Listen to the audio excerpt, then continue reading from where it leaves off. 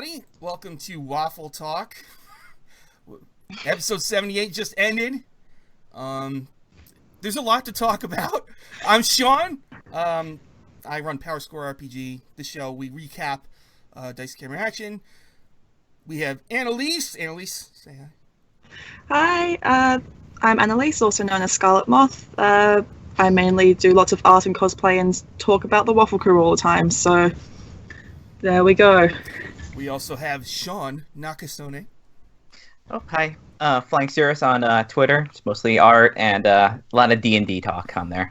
And then we have a super special guest. She plays Strix, and hey. It's Holly. Thank you for being How's everyone doing tonight? Why don't we just throw me off bridge? All right, so anybody who might have missed some of it, real quick, they were fighting Land T, and then things got kind of trippy, and Holly fell into a blood pool, and so did Diath. Oh, I'm sorry. A blood pool shaped as the Lady of Pain's face. The Lady of Pain's face. Messed me up, okay? And so messed me up real bad. Holly ended up in a maze with Ubtao, who is the god of the dragon father in Chult, who supposedly has gone missing, right? And so and there was 3 dolls of the other heroes, and he was trying to convince Holly that everything she's been through didn't happen. And, because apparently he's not a god, he's just trapped in the mazes of the Lady of Pain, which I think, can I just say, is genius. Like, it's genius. You know, what's funny is because in Tomb of Annihilation, the trickster gods weren't actually gods either. So now it's like, are you saying that Ubtao also wasn't a god? That's crazy. All right, so that happened. Diath went to Waterdeep. Apparently, he's in an alternate universe or something? And he had the Ring of Winter and he ruled Waterdeep. Is that right? We don't know. It was a universe in which Polton had been consumed by the ring and had frozen the world. And then and so he met what he thought was Strix, but it was actually a bunch of cranium rats collected together. That was actually one of many, which is a Planescape NPC from Faces of Sigil. So thanks, Chris. Now I'm even more scared. Yeah, so now that's 2 characters from Faces of Sigil that we've got in the campaign. We've got Shemeshka, and we've got many. Diath had wings, possibly. Well, they were broken off, but he had wings, right?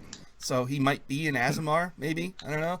And then Evelyn, my favorite, she went into the Tomb of Annihilation all by herself, which is insane. And she was actually going through the actual rooms. I don't want to spoil it, but she's very far into the tomb all by herself, and she's probably gonna die. All right, and then Polton stayed in the Wan-T room with Miranda, and they just barely got out of the room. And Polton refused to leave without Simon. It's pretty good. Okay, so why don't we start with Annalise? Go ahead, give it. Well, we have lots of people who, even before the show, wanted to hear you talk about the Diath as an Aasimar theory. So now that that's not really a theory anymore, let's talk about that. Here's the thing. We don't know what was real or what was not real in these dreams, because they were dreams. But really, the whole ancient soul thing is what gives most of that away. So he definitely was related to these celestials somehow. So the celestial, like, there is a relation there, but we don't know if he's actually an Aasimar, because Aasimar, whatever, Asmir. We don't actually know, because it could be if these are different reincarnations of him. Just like we were talking before this and saying it was like a torment thing. So if this is like some kind of thing where these are different reincarnations of him, then it could be that, yeah, sure, like in the past he was one, but now, maybe he's not. We don't know. But definitely in the past, or at some point in his life, he was one. Absolutely. And if we are to, I guess we'll take it with a pinch of salt, but if we are to believe what Ubtao was saying within the mazes, there was some kind of blood feud or blood war between Celestials and Bartezu or Fiends. Yeah, that's very Planescape. I believe that what Ubtao was saying in the mazes was probably something from Strix's subconscious, because I feel like hers is also a dream. I think the only real one, actually, and I think about it, is Dieth, because he talked to the Snursen. I just want to point So out I think The Sneeple. Chris actually has written a number of supplements about D&D Celestials and Angels, like Warriors of Heaven in 2E, and he did most of the Book of Exalted Deeds in 3E, so he knows a ton about angels, and I would definitely think he would dig into all that stuff he's done and put it on. I think he is. And I think he is. DF might be in a diva, because in 4th edition, divas were reborn constantly. Every time they died, they were reborn. They didn't remember who they were. So they kept getting reborn over and over and over. So he might be some kind of Azamar Deva kind of thing. So, Totally possible. That's totally possible. That makes even more sense. so Shaun, what do you got? I just want to know the episode with the turtles. How did you guys kind of like think that one up? Like as far as the process of not having the DM and having basically all you figure something out. How'd that come about, and how'd you guys do that one? We all just kind of talked about it, and we were like, hey, like, let's just do an episode, because Chris was on vacation during that month, and he wonderfully came back out of most of his vacation to play with us, but one day he was gone, so we were like, well, we still want to play, like, but we wanted an episode kind of like our animals one, like a fun, like we know we're, you know, it's kind of like a more whimsical episode. Was more tears, but that's fine. It's our fault. But honestly, the turtle thing was all Mark. That was all Mark. Like Zopa was all Mark, and he did such an amazing job. Like we were all just like so floored by his character, and his role play is just so good. And I honestly think that episode was so magical because of how he role played Zopa and all of that. So it was just kind of us wanting a different episode while Chris was just gone, and it turned out awesome. Okay, I got a bunch of questions here. Someone asked, how far or near are we to the actual Tomb of Annihilation book? That they went into the Fane, which is right out of the book. That blood room was right out of the book. Chris changed what happened in there a little bit. The Tomb of Annihilation, which Anna went into, Evelyn, she went right down Area 7, went to, I think, 59, 60, and 61, so I don't want to say too much, but, and that picture, they did put the picture up later, so I think you did get to see, but she's right now in a room where there's a lever, there's all these diagrams on the walls, and there's kind of diagrams on her panel, and that's kind of where, it's like, that in that room, when I don't want to talk too much, I read about that room, and it's very tricky, but she's smart, so she'll probably figure it out real quick. You also asked, is the crew going to Planescape? We don't know that, but it sure seems like it, right, Holly? I mean, we've almost gone there a couple times, and I feel like, so when we first started our game, like way back when we started, I remember Chris hinting that we should have our name be something about like keys and doors, way back when we started. And of course, we like totally messed up, and we're like, we like waffles, and it ruined everything for everyone. But like, I feel like we're ending with some kind of like, this is just my theory. None of this is confirmed. I know as much as you guys know. I don't know anything else, and it's good because I want it to be a surprise. Because then I just like fall out of my chair and everyone laughs. I do feel like we are heading towards some kind of like climactic, you know, angel demon type, some kind of thing tied to the Blood Wars, perhaps? Maybe. I mean, but look at like Evelyn's ties to Lathander. Like, no one gets to like just meet their god. They're just like, he's just like, hey, like that's not normal in any sense. So like having it exactly. I believe we're back. We are back. Hey. I'm sorry about that, everybody. It just locked up on me. Hopefully I set it up so that won't happen again. So we were talking about where were we when we stopped? Oh my gosh, we were talking Nothing about. is fine. Nothing. Oh, we were talking about something Strix like backstory related. I feel it was some like kind of back. The chat should tell us. I don't Yeah, remember chat, give me some questions, please. And I was telling them while we were off that Ross texted me and was like, how'd your game go? And I was like, really bad. And he was like, I was like, we're in Dendar's nightmare, and all he said was dab. Oh, so as far as I know, some people who might be new or might not know this, Dendar is trapped and is trying to get out. And if Dendar's a big snake goddess, and if she gets out, she's going to eat the sun, and like that's it, right? So, yeah, but Dendar's trapped in this, I think, in a physical place, but she's having nightmares. She's very nightmare related. So maybe you guys have somehow been linked to that. More than just being a god, Dengar is a primordial, Mm. and, Yes. which is bad. It's very bad news. Yeah, primordial. That's some 4E If stuff. anyone remembers Megara from the Iron Flask at Iron Slag, Yeah. then Who's still just walking around? Yeah, that's right. That's right. We messed that up real bad. You know, people might... It was Diaz, right? People might blame Diaz for that. You know? We'll all take the blame, let's be honest. So The witnesses. on the show, we learned a little bit about the Lorcathas and the Skizixes, and we don't know how much of that is true. But apparently what it sounds like is that Strix is part of the Skizix family, right? And they're linked to devils, and the Lorcathas are linked specifically to Asmodeus, because that's what Chris said about the contract in the AI game. right. And so... That's right. And Chris gave out some tasty tidbits of information yesterday on he really on Law You Should Know. I know. I think that was just maybe off the cuff, but it is still true regardless, because the Lorcatha are became tieflings because of allying with Asmodeus.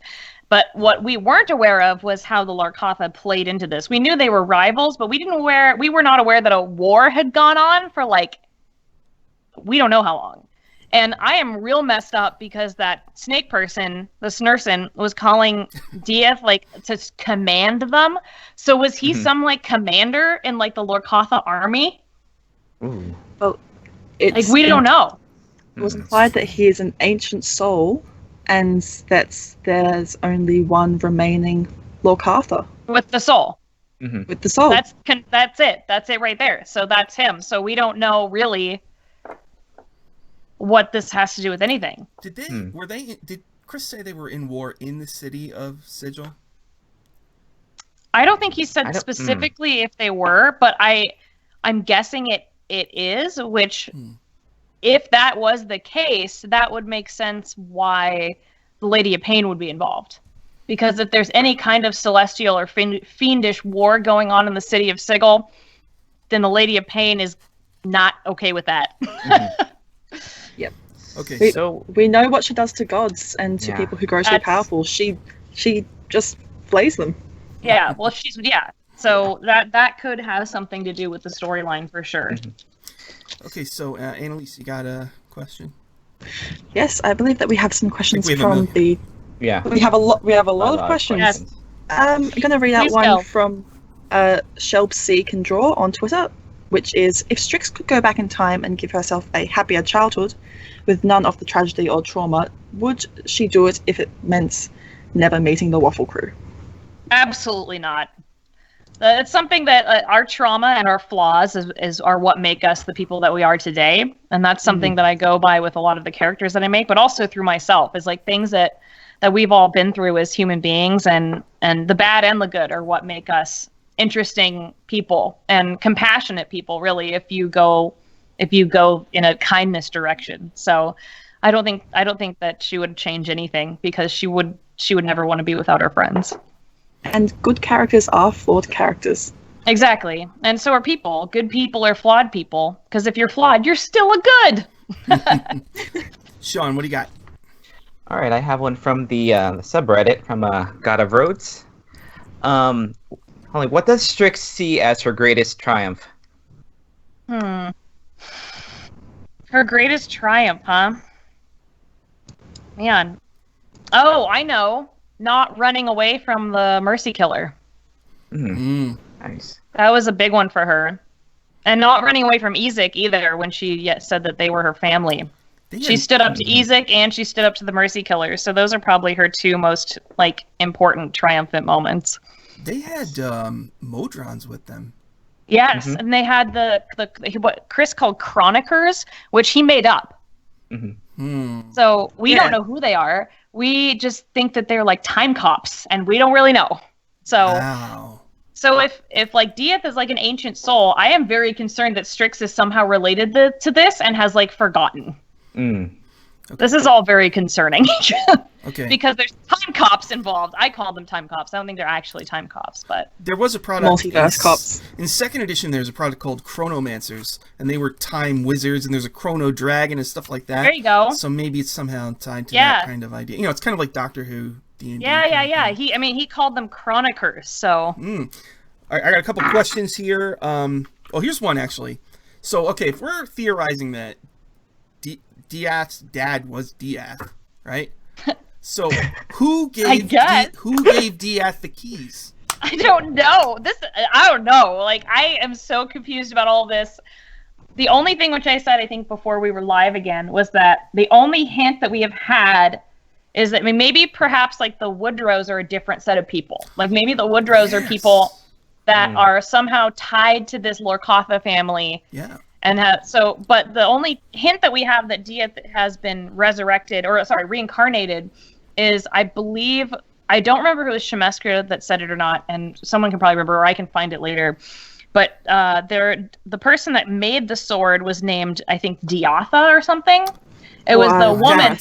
Dareth. It was Dareth. I wrote it down somewhere. Dareth was the one who made the sword, and I think it was Shemeshka that said it, or it might have been the that orc dwarf. I can't remember. But they also said that Dareth looked a lot like Diath, almost too much so. And Chris purposefully said too much so. So I have a feeling that could have been like a previous incarnation versus like an ancestor. Okay, got a couple. Let's see. No, this is just a theory, but I like hang on Chris's every word. I'm just like, come on, just give me some information, because I'm like a researcher in my blood. My blood is research, and if I can't research it, and I have all the Planescape books, I will go through them. I will find it, and if I can't, then I just have to hang on every word he says. So, personally, I think that's the person who gave Diath the Ring of Keys is, like, if he is an ASMR, a lot of ASMR actually have a celestial that is tied to them to protect them or watch over them. That might be him. Yeah, maybe. All right, so a couple questions people had. I can answer one real quick. What's the deal with Asmodeus? There's 9 layers of hell. Asmodeus rules the lowest one. It's called Nessus, and he's the lord of all the other archdevils. So he's the bad guy. He's one of the bad guys of D&D. Yeah, and Chris basically said yesterday he sees Satan in D&D. So his story is he had a wife named Bensozia. He has a daughter named Glazia. Bensozia and Glazia ended up both sleeping with some other guy, and Glazia walked in on her mom with her boyfriend, and so she killed her mom. So right now Asmodeus has no wife. And so the question I have is like, okay, so who is Strix's mom? You know? We don't know. What does that mean? We don't know. If you're we don't know. So all we know, and I think, Annalise, you and I have talked about this. Yes. Is that so Strix is probably from Barovia. I mean, as far as we know, because her aunt is Lady Wachter. So, and her half-brother, which Chris said is her half-brother, is Ezek. So Ezek is her half-brother. Somehow that's related to all of that. And Lady Wachter obviously worships Asmodeus, whatever, because she had that pentagram in her basement and was in her book club. Okay. So we don't know. I mean, and my guess is somehow Strix's mother was related to some sort of like weird messed up ritual or something that maybe Lady Wachter did or something like that. But like we honestly probably are not going to find that out until we get more information when it comes to like the Skizzigs. So I think whatever happens, Strix's mother knew that it was not safe for her in Barovia, especially with Lady Wachter being so obsessed. And yeah. Especially if you go back all the way to episode 8, you'll remember that she was fawning over Strix and calling her perfect in the same kind of way that Barbara Lysago called Strahd perfect. Yes. Oh my God, that's such a good comparison. Yeah. And so I think it was Polton's family that actually took Strix out of Barovia. Oh, you think it was Paulton's family? I think that's because Strix remembered the wagon as well. That's right. Yeah. Right. That is right. Yeah. So maybe it was. Wow. Shaun, you got a question? I have. She come back to me. I'm trying to look through the thing. Annalise. We have a comment from Skella on Twitch, which is a while ago. Jared said on stream that he and Holly had a conversation over wine about DCA and things were decided. Can Holly reveal any of the stuff that was said? Oh my gosh, I don't want to spoil a lot. I don't, but I know that the thing about Strix is that she had a lot of time to think for 50 years alone, and about like how she cares about her friends, and she just came to a lot of realizations about her friends that I feel like she didn't understand until she was alone for a very long time. And I actually wrote some fan fiction about it. I guess it's not, I mean, like canon fiction about It's canon now. Yes, and it's on the subreddit, so you can read about how she felt, and you can kind of like, I'm not going to spoil it, but you can glean a bit of what she understands about her emotions on there. Somewhat related to that question, from Ramesis on the subreddit. At first, Holly said that Strix was asexual, and then clarified that she was also aromantic.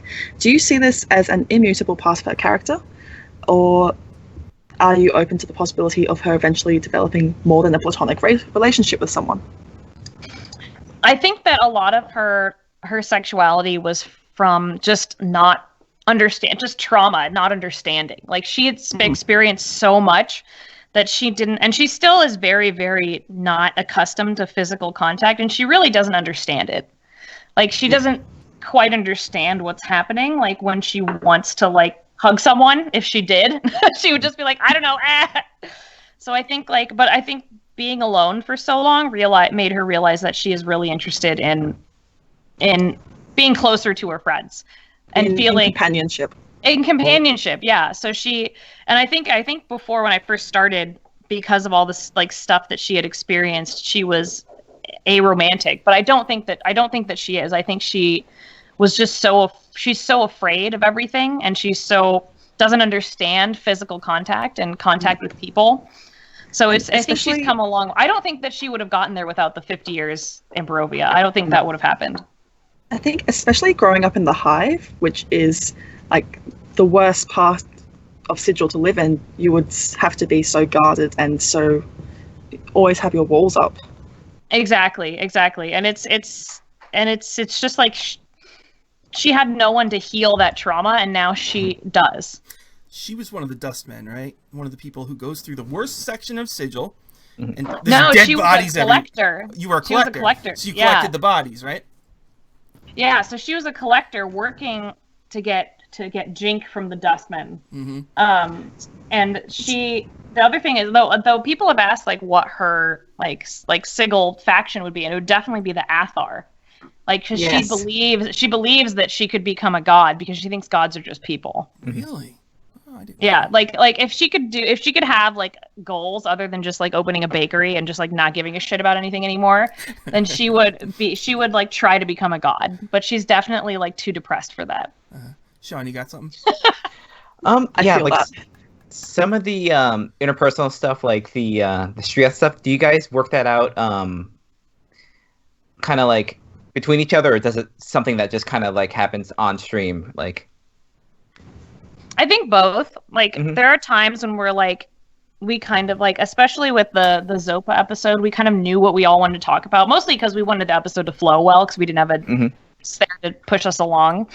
But a lot of it is just like impromptu. Like I personally had no idea that like what characters like we were gonna ship. I had no idea. I had no idea how Dieth felt. I had no idea. So it's like, and Strix just tells me things. So like I just let her just do her thing in the corner of my brain where she lives. It's full of garbage. And I think Jared said something similar in that he has a part of his brain which is there for Dieth, and that's during the Zopa episode in particular, it was Dieth talking, not him. Mm-hmm. Yeah, it's like, I mean, roleplay in a sense, it's like there's, especially with these characters, there's so much of ourselves in them. It's like I saw someone saying on Twitter, like, oh yeah, like the roleplay was really good today. I'm like, I was just like, that was just like genuine emotion. Like, I know it's like acting, but not, and it's not acting because like I'm a terrible actor. Like, don't even watch me try and act. I can't. Like, but when it comes to D&D roleplay, there's so much of our like souls put into it that it's not acting. It's like a different. It's just like a persona that you put on. It's like a multiple personality. It's weird. It's just weird.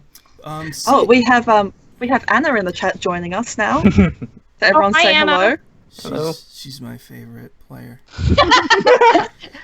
Look. CF History asks, what would Strix's reaction be if Dieth became a Snursen to save her next week? I mean, Strix wouldn't care. What if he was a rock? Like, she doesn't give a shit. So, I mean, she would be upset for him, but like she would be so. I mean, she wouldn't, only if he was alive. She wouldn't care if he was a Snursen. What does Strix think of Paulton? Strix thinks of Paulton as like her drinking buddy. But she doesn't, she also like, she's worried about him.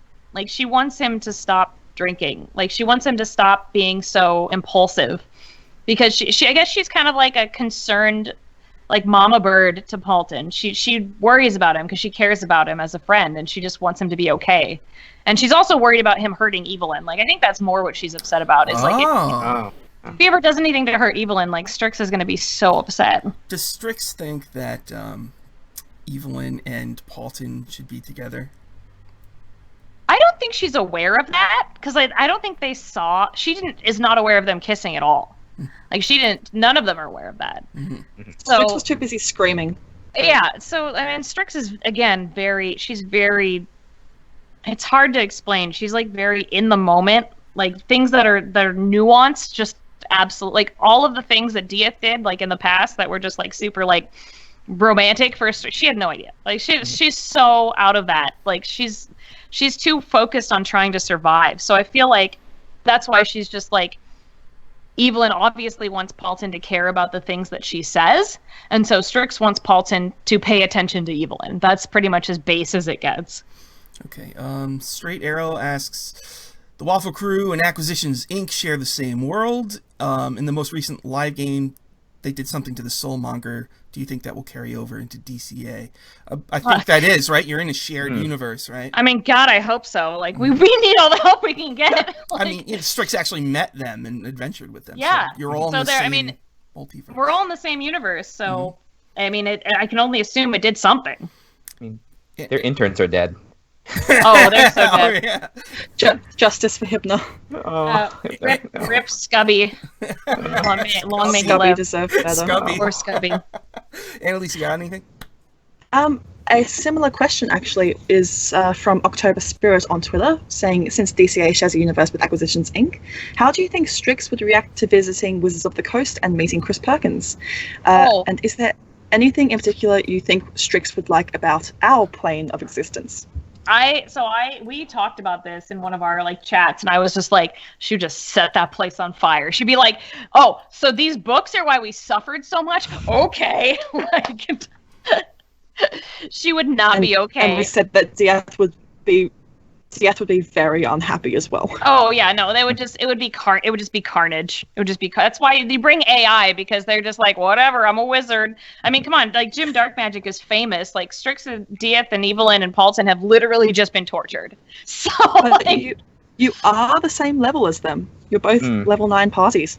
It's true, but we are less favored. I would love to see them versus you. You know. Just a battle, just to see what that would be like. You know who I think would be like the real MVP of that is Paulton, because he's so unpredictable. He's the only one. He's the only one who could out Viari. Yes. Yeah, because like Viari and Dieth would just be bouncing around doing whatever, looking cool, and like Strix and Jim would just be throwing magic at each other, like I know more magic, and it would be really stupid. And like Omen would probably just be sad. I don't know. But like Paulton would just be such a weird wild card that he would just crown of madness all of them, and they would just end up fighting each other. Sean, you got anything? There was a question Wormatus asked on the subreddit. Anna says in the chat, "Oh yeah, let's fight." Anna, calm down. Oh, no. Anna, don't do it. She would kill them. Does a lot of damage. She is. Yeah, Evelyn she does. She flies. Everybody flies except Dieth, right? Yes. Well, his wings were ripped off. Oh, that's right. Wow, that works. Wow. Yeah. Nice. This is really rubbing it in. And he can't fly. Yeah. Nope. Wow. Everyone has. Yeah. He's got to get that solved. Wow. That's. I'm upset. That's so ask the question. I'm sorry. That's all right. What did Strix actually do with the owlbear pie that Walnut gave her for Christmas? She put it on the ground and walked away. She just did not deal with that. She was like, no. Oh, Walnut, why do you not have tact? What would Strix be Why like? are you also a trash child? Yeah. What was different kind of trash child, mind you. What would Strix be like at level 20? Like, how do you envision that character? Like, I think I said that she'd probably have taken a shower by then. really? Yeah, I think like because like so I love like traditional like mages and mage robes. Like I love like cool mage robes, and like I think it was like what got me into that was the Forgotten Realms books. And when Kelvin was still the Black Staff, I was just like, I love this guy. This guy's a badass. So I loved him. And I just wanted like mage robes and a cool staff. So like I feel like at level 9, like she still has her witchy aspects, but it's just like she has more of like a presence, like cool robes, like knows how to take care of herself, like has like, you know, her staff and stuff, like more of like an archmage kind of thing. That's what I would want. I mean, who knows if she'll end up like that. Holly wants that. Strix has a mind of her own. She could just be living in a dumpster. I wonder if she'll... really... Go ahead. I'd love to see her with a cloak like the Witch Queen's, Tasha. Yeah. She has the cloak which is made out of the skin of Strix.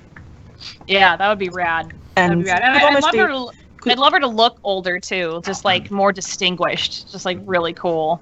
Really long horns. We got about a little less than 10 minutes left, so let's go around with one more round of questions, okay? So, Shaun, go ahead. God, sorry, go back to me. Sorry. All right, Annalise. Yep. From Sting Cat Breezy on Twitter, assuming the whole Waffle crew gets through this death curse, fixes all their problems, and completes all their quests, would Strix still want to go adventuring? I mean, honestly, Strix is just going to follow Dieth like a lost cat. She doesn't have anything else, so that's what she's going to do. My heart.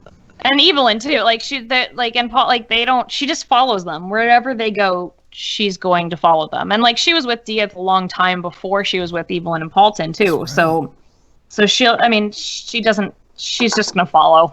That's if they point, she'll shoot a fireball.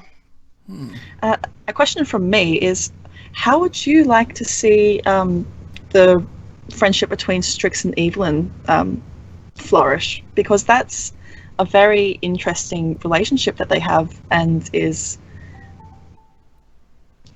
not one which I've seen in many games before. Yeah, it's interesting because I think I've mentioned, like Anna and I've talked about this a bit too, is like Strix kind of sees her as like a sister. Like they're really close and they're like family to each other. So I feel like if anything, Strix would just want to support her in anything that she does. And if you notice, this is something that I subtly did, is that Strix does not say "but hander" anymore. Yes, I did. Because she was proven to by Evelyn that Lathander is a real god and is really looking out for Evelyn. And Strix doesn't give a shit about gods. Like whatever powers, you know, they're a dime a dozen. But she knows that Lathander is looking after Evelyn, which makes Lathander good to her. So she is actually like genuinely okay with Lathander and like what he does because he has been looking out for Evelyn. So it's kind of something where like the goodness of Evelyn rubs off on Strix, and it's kind of like a mutual beneficial thing. Sure. I feel like Strix has made Evelyn a bit less uptight all the time. Yeah. I mean, she's chaotic good. She's chaos, so she has this chaotic aura about her that like in her like exasperatedness when Evelyn is like, "Well, Lathander," she's just like, which like just, you know, it's just like a fun dynamic between them. Their friendship can be joking. I think like the jokingness, especially since if you read Anna's stories about Evelyn, like her past is so strict and regimented and just like really hard when it comes to like learning about the church and all that. Like it's the whole paladin life is hard, and so having someone in your life that's just kind of like a strange, like whimsical wild card, like Strix in like Paulton too. I think that enhances her life a lot. Okay, Shaun, what do you got? Are there any higher level spells that you can't wait to use with Strix? Oh, there's so many. I mean, one of my favorite spells is Time Stop because oh my god. Yeah. Also Wish. Oh my god. Wow. But the problem is that so Strix might not even take those spells because she's a sorcerer. So and also she does a lot of like elemental stuff like fire. So a lot of the things that I might have her take later on are things that are more something that she can do damage with. Though since she's the divine soul, there's a bunch of spells that I've been like having my eye on for a while, and one of them is Hollow, which can it's a cleric spell that can make like a ground around you where like undead and like can't pass. So like and like a bunch of other things, like anything like protection for her party. Like she's gonna have a lot. I want her to have more protection and like healing spells in the cleric domain because she can take them. So it's something that's really like unique to her class, is that she can take cleric spells as a sorcerer, which I think is rad. Would you consider the new spell Mass Polymorph that came out? Yeah. Yeah. So, oh my god, and also fun spoiler, a little bit of a spoiler. It's not really a spoiler. Strix or Chris gave me the permission to allow Strix to use polymorph to turn herself into spiders. So Strix spiders. Oh. Wow. But what about Strix to snakes? Snakes too. Can also do snakes.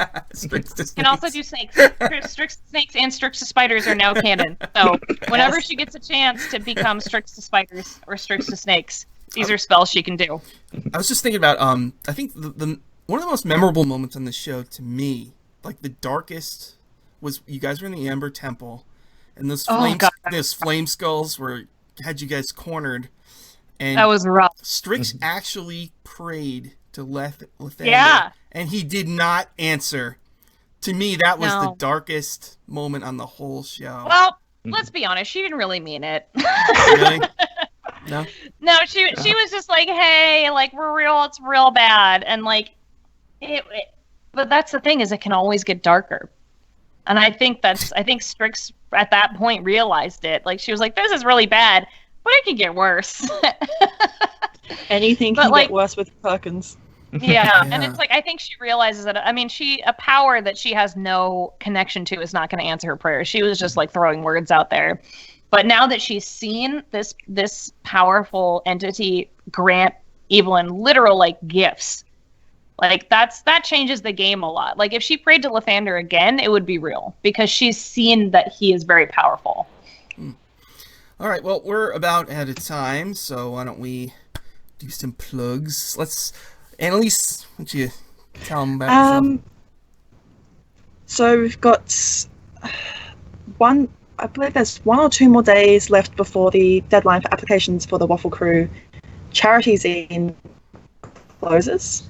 So we've currently been amassing artists, writers, homebrew D&D content creators to make Waffle Crew related things for a charity zine, which will raise money for the Child's Play charity.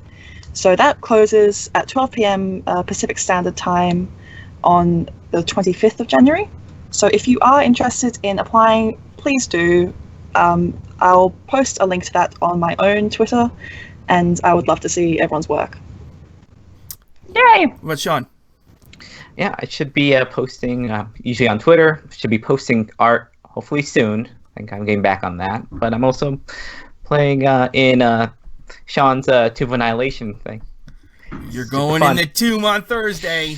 So excited. I cannot wait. It's going to be awesome. You said we're gonna die for like 6 episodes, so I think this should be normal. I thought you would have died, but you didn't.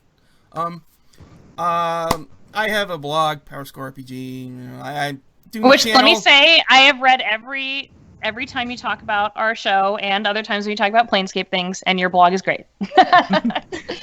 Thank you. So you get lots of Dice Camera Action episode recaps on that. So if you ever miss something, Shaun has the comprehensive list of all the episodes, as well as an asterisk next to some of the best ones, which I feel like episode 78 might be one of those.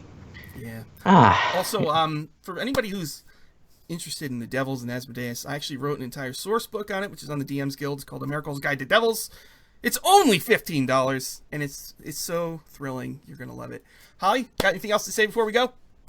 I just want to say that I appreciate you guys so much, and all the fan art, and all of you guys that watch our show. Like, I mean, I would show up if like no one was here, but it's so exciting that people are here to live through this with me. So I'm just like, I'm glad that we can all just like revel in the amazing stories that Chris is telling, and it's just so fun. So I appreciate you. I appreciate every piece of artwork, and you guys are great. And thanks for having me on. And today was really, really rough. So I'm gonna go have some wine and maybe Lots some of wine. food, and also cry.